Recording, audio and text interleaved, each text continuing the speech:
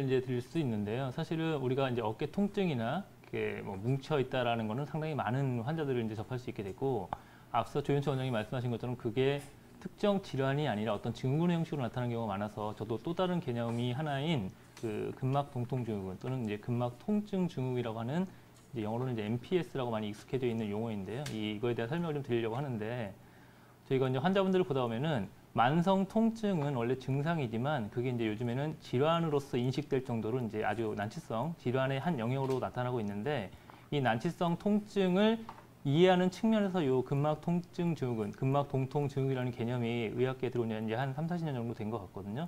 이게 어떤 개념이냐면, 앞서서 우리가 이제 그 근육이라고 하는 거는 근육 위에 이제 근막이 싸고 있는데, 이 근막이 스트레스나 아니면은 어떤 신경의 압박 또는 혈류의 허열 반응 등으로 인해서, 또는 이제 칼슘 채널 자체의 어떤 이상 채널 같은 걸로 인해 가지고 거기에 이제 국소적인 띠가 형성이 되게 됩니다. 그러니까 근육이 정상 근육 결이 있다면 그 여러 가지 앞서 말씀드린 그런 이유로 인해 가지고 되게 단단한 띠가 형성이 되는데, 이거는 이제 우리가 타우트 밴드라는 의학적 용어를 쓰게 되는데요.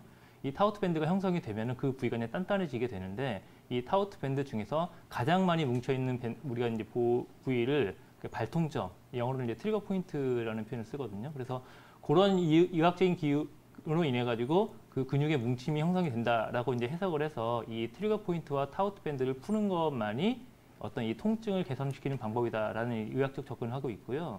제가 이 말씀을 왜 드리냐면, 이 타우트 밴드나 트리거 포인트는 보통 이제 여기 아마 아나운서님들도 그렇고 여기 같이 참여하시는 원장님들도 대부분 어깨나 이 타우트 밴드나 트리거 포인트 다 있을 겁니다. 뭐 스트레스를 받거나 아니면은 자세 이상, 뭐 거북목 증후군이든 후관절 증후군이든 그로 인해 가지고 그런 어떤 질병으로 인해 가지고 어떤 병리적인 기전이 이 타우트 밴드나 트리거 포인트가 생기게 되면 심각한 통증을 유발하게 되고, 이게 또 이제 그 부위만 아픈 게 아니라 그 리퍼드 페인, 연관통이라고 해서 다른 부위에까지 통증을 나타내는 경우를 볼 수 있거든요. 예를 들면은 이 환자분들 같은 경우는 이제 어깨가 심한 통증인데, 이 어깨 중에서 특히 승모근 같은데 이 가장 가운데 있는 이 부위에 트리거 포인트가 생기거나 타우트 밴드가 있으면, 여기 심하게 누르면 여기만 아픈 게 아니라 뭐 눈 앞에와 눈 주위 또는 이제 두통같이 이렇게 형성이 유발되는 경우도 많이 있습니다. 그러면 이제 그런 근육들, 우리가 어떤 그 통증을 이렇게 해석을 할 때 이게 도대체 왜 생기느냐를 알아야지만이 이 환자분이 지금 뭐 마사지를 해주면 좀 낫고 좀 눌러주면 나은데 계속 반복되는 거고, 이게 더 이상 낫지 않는 것에 대한 어떤 해결책을 알 수 있게 되는 거거든요. 아마 이런 트리거 포인트나 타우트 밴드가 오래되는 경우는 내장기적인 반응의 어떤 부조화로 인해서 저희가 이제 보통 형성이 많이 된다라고 볼 수 있고요. 그게 뭐 비타민이 부족할 수도 있고, 아니면 오장육부 어떤 장부의 기능이 이제 약화돼서 나타날 수 있기 때문에, 사실 이 환자분의 근골격계적인 문제 외에도 앞서 조윤철 원장님 말씀하신 것처럼 뭐 스트레스 같은 것도 같이 해석을 해서 뭐 내부와 외부를 같이 좀 다스려야 된다라고 이제 볼 수 있는 그런 근거가 되고요. 저희도 이제 한의원에서 이런 환자분들께서 내원을 하시게 되면은 초기에는 그 앞통점이 있는 근육 자체의 치료, 또는 이거 한의학적으로 봤을 때는 이제 그 앞통점이 있는 근육을 아시혈이라는 표현을 쓰기 때문에 아시혈 자체를 이제 침치료나 뜸치료 같은 걸로 병행을 해서 치료를 하면 좋지만, 그게 완고하게 오래됐거나 잘 낫지 않는 경우에는 그거를 유발하는 유발 요인이 있겠죠. 뭐 스트레스, 흔한 거긴 한데, 이 스트레스나 기타 어떤 장기적인 문제, 약점을 찾아가지고 그거의 유발점을 개선을 시켜 주어야지만이 어떤 만성적인 질환이 개선될 수 있는 그런 반응을 올 수 있고, 실제 임상에서 그런 효과를 볼 수 있기 때문에 그렇게 접근하는 게 일단 필요하실 것 같고요. 또 하나 말씀드리고 싶은 게, 특히 스트레스를 받으면은 이제 허리가 심하게 아프다라기보다는 어깨나 목이 아픈 경우가 꽤 많거든요. 이제 이거는 또 하나 의학적인 설명 중에 하나가 뭐냐면, 그 우리가 근육을 지배하는 거는 이제 뇌와 척추에서부터 신경 분지가 나와가지고 근육을 움직여주고 감각과 운동을 지배하게 되는데, 이제 특이하게도 이 어깨를 싸고 있는 이 큰 근육, 그 승모근이라는 근육과 그다음에 목 쪽에서 옆쪽을 싸고 있는 흉쇄유돌근이라는 이 두 가지 근육은 이 척추신경에서부터 신경 분지가 나오는 게 아니라 뇌 신경 12개 중에 그 11번째 신경이라고 하는 이 부신경에서 신경 분지가 나오게 됩니다. 그러면 특히 뇌신경이라고 하는 것은 어떤 감성적인 요인이나 스트레스 반응이 상당히 더 밀접하게 반응을 하고 있기 때문에, 이 스트레스를 받으면은 목이 뻐근하고 아프거나 어깨가 많이 결림이 생길 수 있겠죠. 그래서 거꾸로 치료를 할 때도 단순히 그런 근육들을 개선시켜주는 것 외에도 뭐 쉽진 않은 얘기지만 스트레스 관리법을 같이 병행을 하셔야지만이 이거를 좀 근본적으로 접근할 수 있을 것 같고요. 마지막으로 이제 이런 환자분들, 특히 이제 근막 동통 증후군 환자의 어떤 일반적인 한의학적 치료라는 그 개괄은 앞서 말씀드린 것처럼 첫 번째로 하는 건 이제 아시혈요법. 그러니까 아시혈이라고 하는 그 트리거 포인트 자체에다가 침 치료나 뜸 치료 같은 것들을 이용한 전통 한방적인 치료 방법을 하는 것 외에 두 번째로는 이제 거기 자체에 압력을 줄여주기 위해서 우리가 그 사열, 이제 스포항이라고 하죠. 사열을 하면 즉시 효과는 상당히 많이 볼 수 있습니다. 다만 이제 그게 얼만큼 유지될지는 그 사람의 어떤 항상성의 문제로 이제 봐야 될 것 같고요. 그 외에 이제 뭐 봉침이나 약침 같은 요법, 그리고 근막 이완 요법, 그다음에 이제 어떤 자세의 유화 관리 이런 것들을 같이 병행을 하시면 뭐 쉽지는 않겠지만 꾸준히 이렇게 계속 관리를 하시면은 이 환자분의 증상을 개선시켜주고 좀 이렇게 전체적으로 중앙으로 가는데 좀 도움이 되지 않을까라고 생각이 듭니다.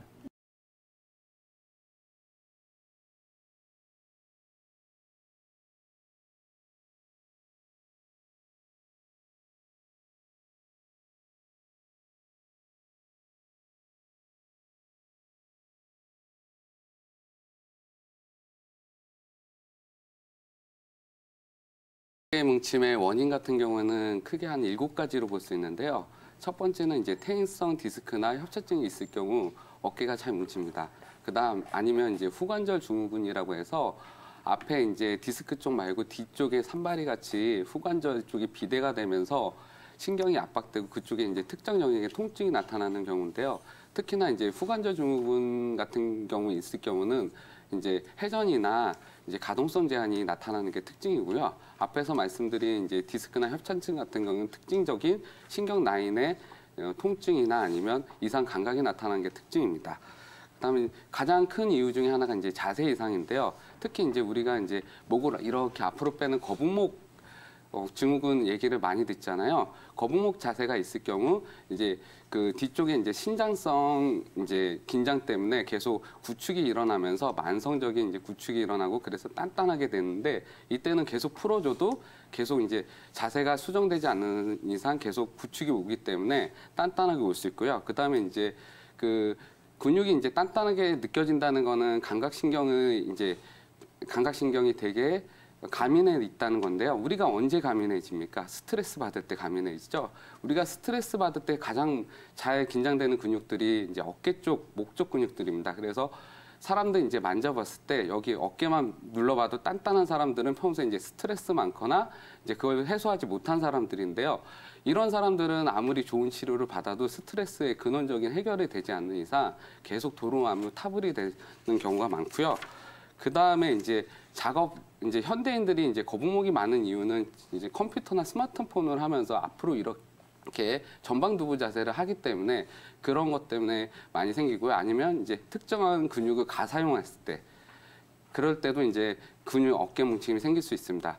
또 하나 이제 간과할 수 있는 게 이제 어깨 쪽 문제가 있을 경우 그러는데요. 이제 오십견이나 이제 회전근개 파열 같이 얘가 제대로 못 움직일 경우는 이제 그거에 대해서 보상 적용으로 어깨와 목 쪽 근육이 이제 가긴장되면서 쓰게 됩니다. 그래서 이런 경우에는 이제 어깨 쪽 문제를 해결해 줘야만 이쪽 어깨 쪽 뭉침이 해결되는 경우가 많습니다. 그 다음에 이제 마지막으로는 이제 턱관절 이상이 있는데요. 우리가 이제 부정교합이 있거나 아니면 이제 입을 벌릴 때 한쪽으로 틀어지는 사람들 같은 경우는 이제 턱과 목을 연결하는 근육이 한쪽으로 이제 가긴장되면서 이런 부분이 이제 밸런스가 깨지면서 그 등 쪽 근육이 긴장되는 경우가 많습니다. 그래서 이런 경우에는 이제 턱관절을 해결해 줘야만 이제 그 어깨 뭉침을 해결할 수 있습니다. 근데 이제 어깨 뭉침은 이렇게 7가지를 말씀드렸는데 사실은 이제 임상에서 봤을 때는 2-3개 이상 겹쳐지는 경우가 많고 이게 어깨 뭉침 딱 이거라는 원인보다는 정확하게 진단한 다음에 그 다중적인 원인을 치료해야만 도움이 됩니다. 그다음 이제 그 거북목 증후군에서 가장 중요한 이제 문제가 하나가 있는데요. 우리가 이제 그 아파트를 생각하면 밑에 구조가 튼튼해야지 위에가 잘 올라가지 않습니까? 근데 거북목 증후군에서 우리가 제일 문제가 되는 거는 등입니다. 등. 우리가 이제 등의 문제가 뭐냐면 구분등이라고 하는 건데 이게 이제 의학적으로는 중부 흉추 기능 부전이라고 해서 흉추 4번에서 8번 사이에 구부렇게 되는 경우가 많았는데 이런 경우는 이제 몸이 이제 사슬처럼 이렇게 이어졌기 때문에 등이 이렇게 구부러지면 이제 뒤로 가는 걸 막기 위해서 앞으로 가게 되고 특히나 이제 우리가 컴퓨터나 노트북, 스마트폰 하면서 턱을 내밀고 목을 내밀고 턱을 드는 이런 자세를 많이 취하게 됩니다. 그래서 이런 경우에는 사실은 거북목 증후군이라고 했을 때 흔히 이제 많이 이제 듣는 운동이 이제 턱 당기기 운동을 하게 되는데요. 사실 그거에 앞서서 등을 먼저 펴줘야 됩니다. 그래서 가장 좋은 방법은 등을 펴주는 운동은 이제 호흡을 이용한 방법이 가장 좋은데요. 브레거 호흡 운동이라고 해서 어렵지 않은 방법으로서 평소에 이제 앉아서거나 서 있을 때 자주 이제 하게 되면 구부러진 등이 펴지게 되고 그 이후에 이제 턱 당기기를 하면 되는데요. 방법은 어떻게 하냐면 우선은 이제 어깨에 힘을 빼고 축 늘어뜨립니다. 그 다음에 이거를 바깥쪽으로 돌리면서 엄지가 바깥쪽으로 하면서 돌리면서 가슴 쪽이 살짝 들어지게 하면서 숨을 이렇게 내쉬는 동작을 하면서 하는 호흡 운동이 브레거 호흡 운동인데 이렇게 하게 되면 이제 중부 아까 전에 이제 구조가 되는 바탕이 이제 다시 펴지기 때문에 앞으로 기울어지는 경추의 굴곡을 제대로 할 수 있기 때문에 꼭 브레거 호흡 운동을 한 이후에 턱 당기기 운동을 하셔야 됩니다. 만약에 그걸 안 한 상태에서 턱 당기기 운동을 할 경우에는 이제 구조적으로 역시자나 후만 패턴 같은 경우는 잘못 당기게 되면 오히려 후만이 더 증가될 수 있기 때문에 그 부분에 대해서 이제 그 구조를 단단하게 하는 브레거 호흡 운동을 자주 해주시고 턱 당기기 운동을 해주시면 좋고요. 그 다음에 이제 그 어깨 뭉침에 좋은 본초 중에 하나가 바로 칙입니다. 칙 같은 경우에는 이제 어깨의 가 긴장을 풀어주는 효과가 있어서 만약에 내가 자주 이제 어깨가 뭉치고 뒷목이 뻐근하다 싶으면 칙차를 자주 드시는 것도 도움이 됩니다. 예, 안녕하세요, 어머니. 혹시 목이나 허리 쪽에 검사 받아보신 거 있으신가요? 예, 두 달 전에 1월 달에 예. 예, 가서 받았더니 목 디스크가 이제 심하진 않은데 좀 있고 예. 허리도 좀 안 좋고 그렇다고 그러더라고요. 그래서 제가 이제 침도 맞고 물리치료도 좀 받고 이러거든요. 예. 그런데 이제 조금 덜한 것 같기는 한데 그래도 계속 그러니까 예. 좀 뭐 이렇게 혹시라도 나이가 안 먹어서 풍 같은 게 오고 그러니까 혹시 좀 그런 게 감각이 이상 없어지는 거 말고 힘이 빠지거나 그런 증상이 그런 건 있으신 없어요. 그런 건 없으시고요. 예, 예. 혹시 얼굴이나 입술 쪽에 감각 예. 이상이 뭐 따끔거리거나 뭐 아프거나 뭐 그런 게 있으신가요? 그런 거는 없고 이렇게 예. 손으로 이제 좀 약간 분하다 생각하면 손으로 이렇게 얼굴이나 입술이나 이런 데를 만지면 약간 감각이 분해지는 것 같은 느낌이 들었어요. 그러니까 그쪽 표면 감각이 조금 이상이 있다는 거죠. 예, 예. 우선은 어머니 같은 경우에는 이제 뭐 엑스레이만 찍어보신 거죠? 아, MRI요. MRI요? 예, 아, MRI 허리 목 다 찍어보신 거예요? 예, 예. 그러면 혹시 오른쪽으로 튀어나왔다거나 뭐 그런 거 혹시 진단 받으신 거 있으신가요? 그러니까 이제 그러니까 목 있는 쪽으로다가 예. 그러니까 자세가 조금 자세가 이렇게 똑바르지를 않아서 예. 자세 때문에 그렇다고 말씀을 하시더라고요. 그리고 이제 목 디스크가 약간 있다고 그러셔요. 그래서 제가 이제 사무실에서 컴퓨터로 일을 해서 앉아서 근무를 하루에 몇 시간 정도 예. 하시나요? 보통 뭐 하루 종일 거의 이제 일을 많을 때는 하루 종일 하죠. 그래서 요새는 좀 신경을 써서 덜 하느라고 애를 쓰기는 하는데 그래도 또 일이 바쁠 때는 하게 되죠. 우선은 이제 디스크가 그렇게 심하지 않다는 거는 디스크로 인한 신경 포착 가능성은 적다는 건데요.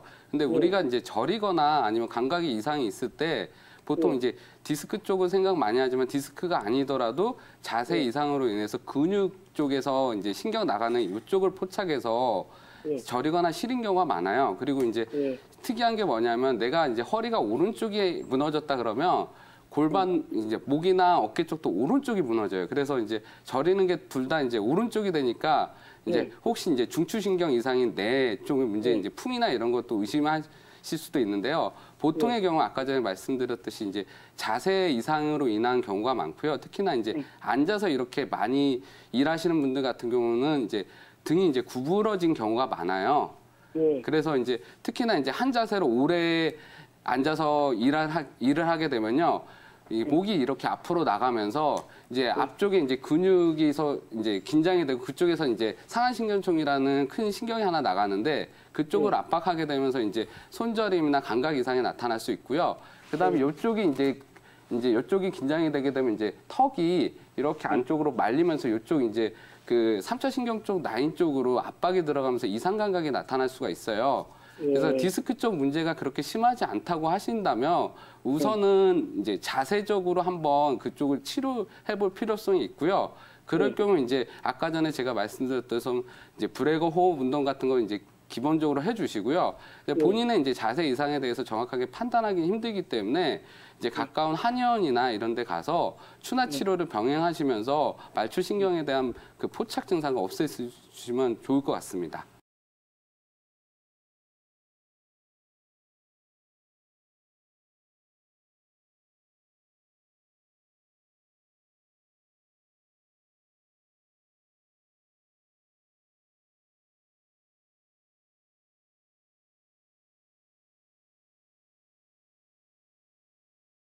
이제 한의원에 있다 보면 이제 젊은 분들보다는 이제 나이 드신 분들, 지긋하신 분들이 이제 오셔서 여러 가지 통증 질환들을 이제 호소하게 되는데요. 이제 특징적인 부분들이 이제 젊었을 때 뭐 다쳤다는 과거력이 있기도 하겠지만, 이렇게 어머님처럼 아무 이유 없이 장기간 어깨라든지 허리라든지 근육들이 뭉치면서 아픈 경우가 있습니다. 이제 옛날 같은 경우에는 뭐 구조적인 문제들, 뭐 엑스레이라든지 MRI를 찍어서 뭐 디스크라든지 협착증이라든지 이런 여러 가지 질환들을 이제 걸러내게 되는데요. 어떤 경우에서는 디스크라든지 협착증 이런 척추 질환이 꼭 있지 않은 상태에서도, 즉 영상학적인 검사나 치료를 통해서도 별로 반응하지 않고 특별한 병명이 없이 3개월 이상 만성적인 통증을 호소하는 분들이 많이 있습니다. 이런 분들을 쭉 추적해서 증후군을 하나 만들었는데요. 그게 섬유근육통이라는 증후군입니다. 섬유근육통이라는 질환을 한번 살펴보게 되면 특히 50세 이상 남성보다는 여성에서 한 8배에서 9배 정도 더 빈발한다고 합니다. 특징적인 증상은 아까 말씀드린 것처럼 특별하게 엑스레이라든지 MRI라든지 여러 기타 혈액 검사 등을 통해서도 류마티스라든지 여러 질환이 없이 전신이 3개월 이상 통증이 있으시면서 단순히 통증뿐만 아니고 누르면 특정 부위가 아프고 그다음에 피곤하고 또 아침에 일어나면 몸이 좀 뻣뻣해지면서 잠을 쉽게 이루기가 힘듭니다. 그러다 보니까 우울한 기분이라든지 또는 불안신경증까지 갖고 있는 경우가 많습니다. 특징적으로 몸에 18군데가 있는데 그 18군데를 눌러봤을 때 11군데 이상 통증이 심한 경우 섬유근육통으로 진단 내릴 수가 있는데요. 대표적인 부분들을 이제 살펴보게 되면 하부경추, 그러니까 몸에 이제 양쪽 다 있겠죠. 하부경추 있는 부분들, 그다음에 제2늑골이 있는 부분들, 그다음에 무릎 내측, 그다음에 팔꿈치 바깥쪽, 그다음에 몸의 뒤쪽으로 본다 그러면 목 뒤쪽에 머리와 목 사이에 있는 후두와 근육, 그다음에 견갑골 위쪽의 승모근 부위, 그다음에 견갑골 사이에 있는 부위, 그리고 허리 쪽으로 해서는 골반 옆에하고 그다음에 허리와 골반이 만나는 부위, 이렇게 18군데 이상을 눌러봤을 때 11군데 이상의 극심한 통증이 있을 때 섬유근육통으로 진단을 내립니다. 특히 아직까지 증후군에 속하고 있기 때문에 특별하게 병명은 병의 원인은 확인되지 않았지만 기본적으로 통증이 있게 되면, 근육이 좀 긴장이 되고, 근육이 긴장된 상태에서 일상생활을 하다가 너무 아프시면 활동량이 줄어들게 됩니다. 활동량이 줄어들면 또 오랫동안 또 연세 들어서 지나가면 피로감이 있게 되고, 피로하다 보면 우울해지면서 근육이 더욱 단단하게 굳고, 이런 것들이 다시 통증으로 나타나고, 이렇게 악순환의 고리를 걸게 되는데요. 특히 이렇게 통증이 좀 심하시기 때문에 마사지라든지 또는 이렇게 가벼운 침치료라든지 이런 것도 견디기 좀 힘들어하는 경우가 많습니다. 그래서 이런 분들은 물리치료나 이런 자극들을 좀 받으면 시원한 것 같기도 하고 아닌 것 같기도 하고, 그리고 전체적으로 집안에만 있다 보면 우울하고 피곤해지기 때문에 적극적으로 통증 치료를 해보자고 이제 말씀을 드리긴 조금 힘들고, 이런 분들 같은 경우에는 한의학적으로도 침치료라든지 뭐 강한 추나라든지 마사지라든지 이런 걸 권해드리진 않고, 기본적으로 피곤함과 우울함을 잡아주는 한약 치료를 기본적으로 하자고 말씀을 드립니다. 그래서 피곤함과 그 다음에 우울한 감정들이 어느 정도 회복이 되면 오히려 통증이라든지 이런 것들도 좀 감소하는 그런 경향성을 가지고 있습니다. 그리고 이제 양방적인 치료도 살펴보면 이 환자분들한테 이런 통증이라든지 우울한 감각을 그거를 이제 강하게 거부하거나 이러지 말고 정신적으로 좀 어느 정도 받아들이고 좀 익숙해지게 설득을 해가면서 약물도 어떤 진통제나 이런 계열보다는 항경련제, 항우울제 또는 신경안정제까지 이렇게 쓰게 되게 되는데요. 따라서 너무 심할 때는 양약의 그런 쪽도 의존해도 되겠지만 이런 약들은 좀 독하기 때문에 오래 쓰기가 좀 힘들기 때문에 그리고 오래 쓰다 보면 나중에 끊기 어렵기 때문에 한방치료도 같이 병행하면서 천천히 이 정신적인 부분들도 해결하고 그다음에 통증적인 부분도 해결하면서 천천히 풀어가는 게 치료에 도움이 되겠습니다. 어머니 손발이 차갑다 그러셨는데 손발이 차가울 때 손목이라든지 발목 아래로 이렇게 장갑이나 양발 신은 것처럼 그 부위만 차가우신가요? 아니면 손 전체가 다 차가우신가요? 손이나 어깨나 이쪽까지? 손발이 시릴 때는요. 손끝, 발끝이 그냥 손끝하고 발끝 위주로요? 발끝하고 시리다가 내중에는 여기 무릎까지 시리 올라와요. 심할 때는. 올라가세요. 양쪽 다 똑같이 올라오시나요? 주로 왼쪽이 더 하고요. 주로 왼쪽이 하시고요. 그리고 쥐가 나는 것도 마비되는 거, 지난다 하기는 하면 지치고 마비돼서 올라온다 할까 하여튼 뻣뻣해지고 이런 감각이요. 그리고 이러고 그냥 항상 있어도 무릎 밑으로 처음에는 발바닥부터 시작이 되더라고. 그러더니 차차 올라와서 심하기는 무릎 밑으로 그렇고 안 심하기는 그냥 좀 굳는다 싶을 정도는 지금 넉죽다리까지 그래 기분에 굳었다고 생각할까 통통 부어가지고서는 뻣뻣하다고 생각할까 그 정도예요. 네네. 어머니 이게 겨울철에도 심해지시나요? 아무래도 겨울엔 더 심하지요. 겨울엔 좀 더 심해지시고요. 네. 어머니 혹시 다른 위암 말씀을 하셨는데 이거 외에 다른 질환으로 양약 드시는 거 있으신가요? 지금 당뇨약하고 치매약하고 만성빈혈약하고는 계속 먹고 있어요. 혈액순환제하고. 혈액순환제하고요? 그랬는데 어머니 이거 한방치료 해보신 적 있으세요? 한방치료도 저 침도 많이 맞아봤어요. 네네네. 그래가지고서는 못 견디가지고 허리 밑으로 아프다고 또 신경과로 가가지고서는 협착증이라고 이러더라고요. 협착증 진단도 받으셨고요? 그랬는데 그래 약을 먹은 지가 1년이 넘는데도 약만 떨어져만 못 견디고 증상도 심해지시고요? 어깨하고 목하고 팔하고 보통 그 부근 있지요. 네네네. 그 부분은 항상 너무 심하면 햇바닥에 오그라드는 것 같이 이렇게 아프고 이래요. 네네. 어머니 전체적으로 보시면 이제 질환명으로 말한다 그러면 뻣뻣하고 이런 부분들을 이제 한방에서는 만목증이라고 보기도 하고 그다음에 저리고 이런 걸 또 비증으로 보기도 해요. 그리고 이제 보통 혈액순환의 문제 같은 경우는 양쪽 다 문제가 있고 그리고 이제 협착증 같은 경우는 한쪽만 문제가 있거든요.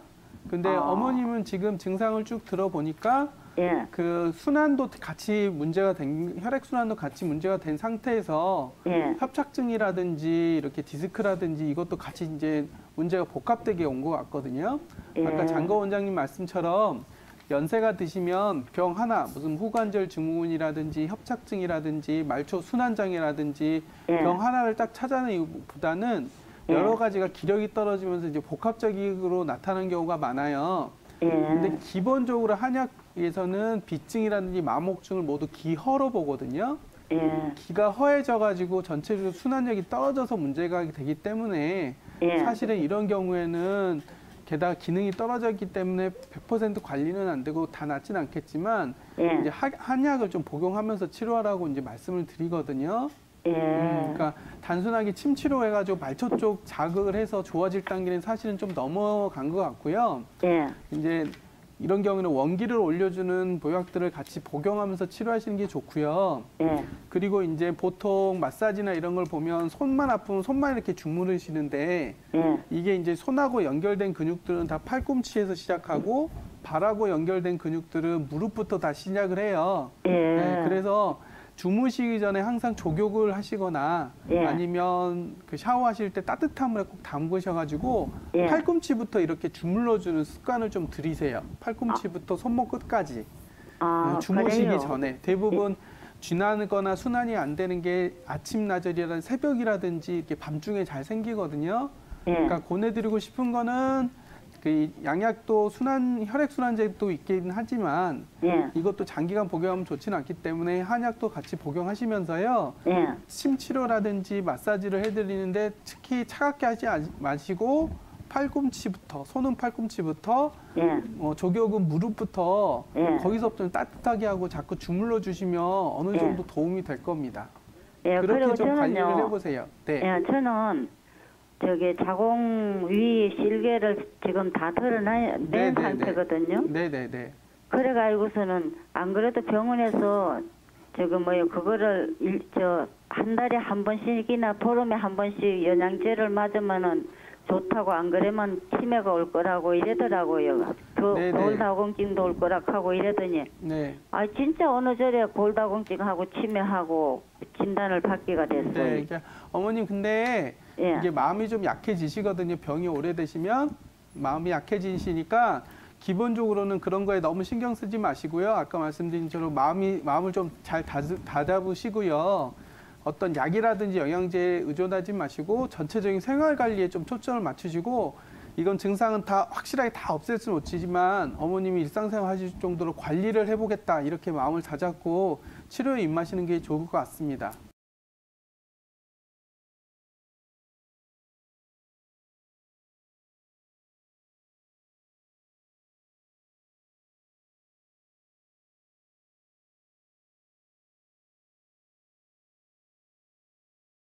저는 앞서 원장님들께서 말씀하셨던 거북목 증후군에 대해서 더욱 설명드리고 싶은데요.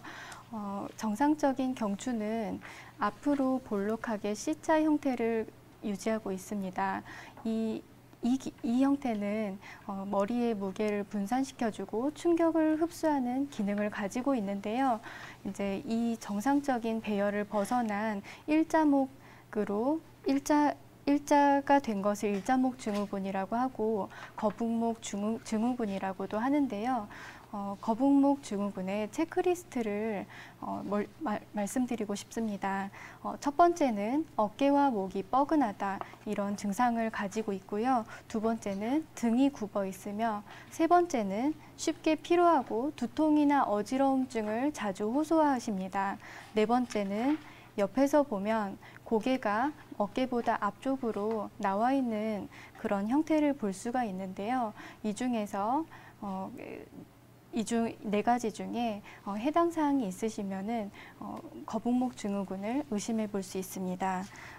거북목 증후군의 다음으로 거북목 증후군의 생활 습관과 자세 교정에 대해서 말씀드리고 싶은데요. 첫 번째는 평상시의 자세입니다. 허리는 일자로 펴고 앉되 턱을 당기고 뒤쪽으로 편 자세에서 어깨를 편안하게 편 자세를 유지하는 것이 좋고요. 두 번째는 컴퓨터와 스마트폰을 장시간 사용 시에 컴퓨터는 팔이 뻗어질 정도의 거리를 두시고, 그리고 모니터의 중앙이 눈과 눈의 높이에 오도록 배치하시는 것이 도움이 되겠습니다. 또한 스마트폰을 장시간 사용 시에도 눈높이에서 사용을 해주시는 것이 거북목 증후군을 예방하시는 데 도움이 되겠습니다. 세 번째는 운동요법인데요. 목 뒤쪽의 근육이 짧아진 상태이므로 후두부에 양손을 두고 머리를 신전시키는 고개를 숙여서 앞으로 눌리는 운동이 스트레칭에 도움이 되겠고요. 두 번째는 가슴 근육이 단축된 경우가 많습니다. 그래서 가슴 근육을 스트레칭하기 위해서 양 어깨를 벌려 기지개를 펴는 동작을 해주시는 것이 도움이 되겠습니다. 세 번째는 목 근육의 근력 강화인데요. 네 방향으로 손으로 반대쪽으로 힘을 주면서 머리를 머리를 버티는 운동을 하시는 것이 목의 근력 강화 운동에 도움이 되겠습니다. 이라는 것은 사람 몸의 체온을 조절하기 위해서 땀이 났다가 땀이 식으면서 이제 체온을 뺏어가는 역할을 하고요. 그렇게 해서 체온 조절을 하게 되는데요. 이 땀이라는 것은 자율신경계에 영향을 많이 받습니다. 그래서 이제 자율신경계의 문제라고 볼 수도 있고요. 우리가 냄비에다가 물을 끓일 때 물을 적게 넣고 끓이면 빨리 끓었다가 빨리 식는 것처럼 우리 몸도 똑같습니다. 그래서 몸에 진액이 부족할 때 체온이 갑자기 올라가서 땀이 났다가 체온이 갑자기 내려가면서 땀이 식어버리는 경우가 있습니다. 그래서 이제 여러 경우가 있겠지만 진액을 보충하는 한방 치료를 같이 받으시는 것이 도움이 되실 겁니다. 네, 부족해진 진액을 채우는 한방 치료가 중요하다라고 했는데 그렇다면 평소에 생활 관리는 또 어떤 식으로 하면 좋을까요? 네, 체온을 조절하기가 조금 힘드신 경우인데요. 이런 때에는 얇은 옷을 여러 겹 겹쳐 입어서 이제 몸이 뜨겁고 땀이 많이 나실 때는 이제 옷을 한 커플 한 커플 이렇게 벗어서 체온 조절을 해주시고 이제 추울 때는 이렇게 얇게 더 껴입으심으로써 체온 조절을 해주시는 것이 도움이 되시겠습니다.